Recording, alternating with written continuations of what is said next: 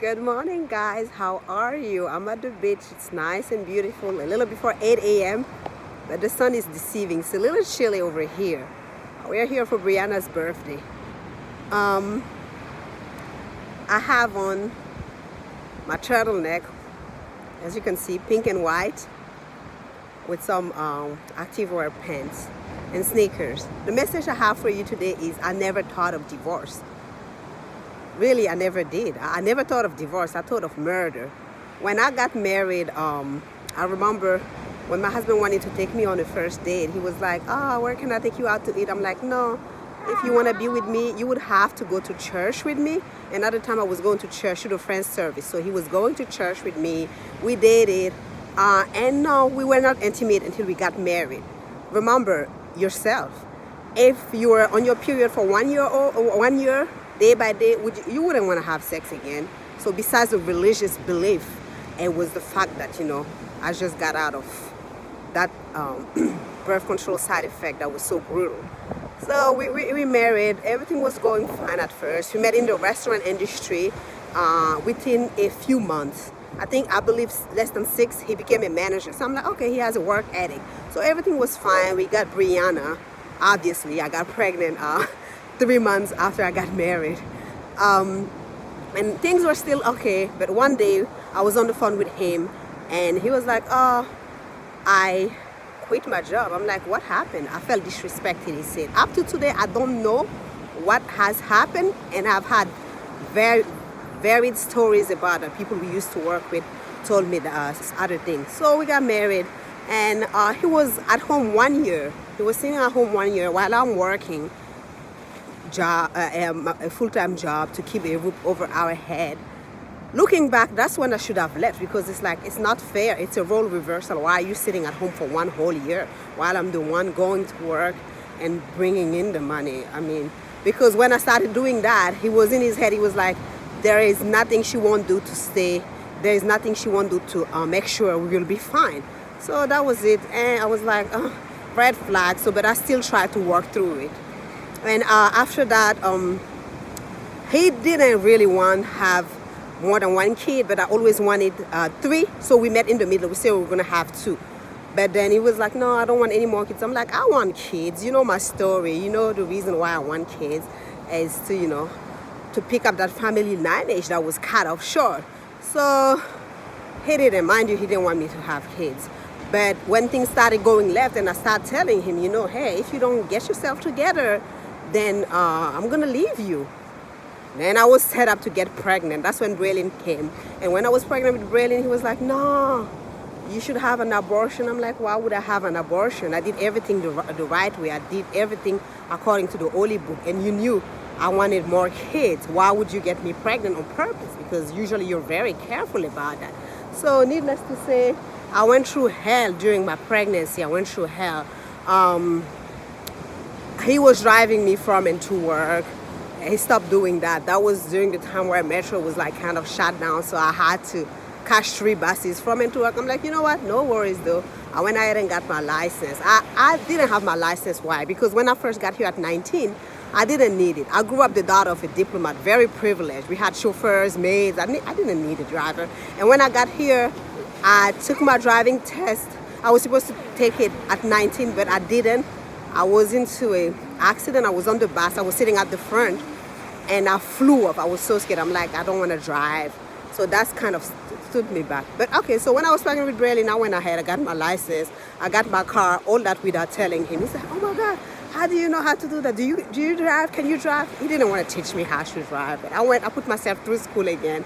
So I did that. And there was a lot of pressure to get rid of the pregnancy. One time he threw, you guys know the wipes that comes in the green container. I'm not talking about the small ones that come in the pack of 3. I'm talking about the big box. He threw that over my stomach, and when I was not feeling well, I was in and out of the hospital because of the stress that I was dealing with. He's like, yeah, that's a clear indication you should have an abortion. I told him, you know what? I want this child. If you don't want anything to do with him, it's okay with me. You can leave now, because I will keep the child. I will go through with this pregnancy. So things started drifting.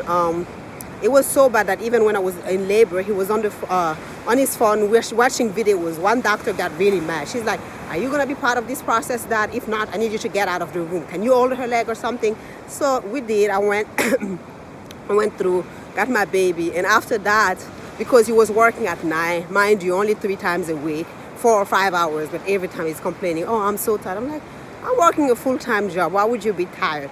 So he was responsible for watching the kids during the day. And I, at night, I would come home, my baby is still in the same diaper that I left him off. Every day before I left for work, I told this guy, if anything happens to that baby, I will kill you before the authorities get to you. I'm not playing with you. Because somewhere in his twisted mind, he thinks Braylon is the reason why we're not together anymore. So other issues that I was dealing with too is him swiping our Drenacon card. You know, you're not bringing in any income, but you keep swiping without looking. I had to pay $3,500 on overdraft with my bank, which I was really pissed about. Guys, when somebody doesn't know how to build, the only thing they know how to do is destroy. As a woman, it's not your responsibility to take care of a man emotionally, financially, physically. At the very least, you should meet him halfway.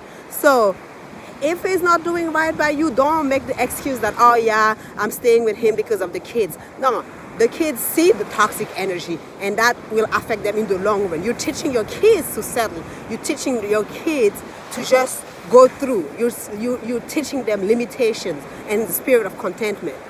And also, a problem that I always have, I'm a trophy wife, of course. Here he was driving me around, but I'm more than a trophy. I bring a lot to the table. So guys, take the fact that I'm very invested in everything I do. I'm very passionate and determined. I look at it as a goal that I could not accomplish. That's why I stayed there as long as I did, you know. But I'm like, no. It's time to go out. And I'm not sneaky. I'll tell you. I will leave you. And he was laughing. I say, usually when there's another man who's called daddy by kids, it's because the daddy's either dead or overseas. This is going to happen on your watch. He was just laughing. And when we were pregnant with Braylon, we moved twice. He didn't do the cleanup. He didn't pick up anything. I had to come clean up because the security deposit is, you know, I had to get my security deposit back. What did he care? So it's just a lot of unnecessary stress. Nobody, I don't think, unless, you know, you got married for the wrong reason in the first place, nobody really gets married because they want to divorce, you know. I took that to heart because I was living by that Bible verse. Rejoice with the wife of the youth. Let the fontaine be blessed and rejoice with the wife of the youth. So it really hurts, but I'm just in a better place because it's no point in working with somebody who's going to hold you back. Same thing for 6 years. I told him, please go to school because, you know, I'm going to go as far as I can. I'm going to go to the PhD, but you're here with a high school diploma. I don't want to be the only one climbing the ladder. We can do it together, and together we'll be quicker. For 6 years, I tried to convince this man to go to school, and for 6 years, I didn't go. So I'm like, you know what? It's not even worth it. Let me move on. And so that's the hell I went through while I was married. And after I got separated from him, it didn't stop because he would still try to intimidate me. Back in 2018, that's the first time I tried to file for divorce, and my mailbox was broken into in my apartment. I was getting signs. He had somebody where I live watching over me, this creepy older guy who was supposed to spy me. And this year when I filed, my windshield got busted. The window to my building got busted. So whoever is going through it, you don't have, marriage is not disharmony. Marriage is not dishonesty. If it's any of that, it's time for you to walk out and never look back. Walk as far away as you should, as you can, quickly, guys, because it's, and even up to now, he's still trying to get me in trouble, like sending mail to my address when he doesn't live there, because that's a federal fraud. I'm like, you don't live here. Why would you send your mail? But hey, he's MIA because I chose to not be with him because he was not good for me and my finances. He decided not to be around. And also, you gotta be careful who you're dealing with. When I was dating this guy, I didn't know he was homeless. He made it look like he was living with his dad, you know? So a marriage, any relationship, not even marriage, built on dishonesty and disharmony cannot work. So guys, again, I never thought about divorce. Stop, really. I never talked about divorce, but I thought about murder. Thank you for tuning in. For the full hairstyle and outfit, follow me on Instagram at Aisha for His Glory. Talk to you guys soon. Mwah, mwah, mwah.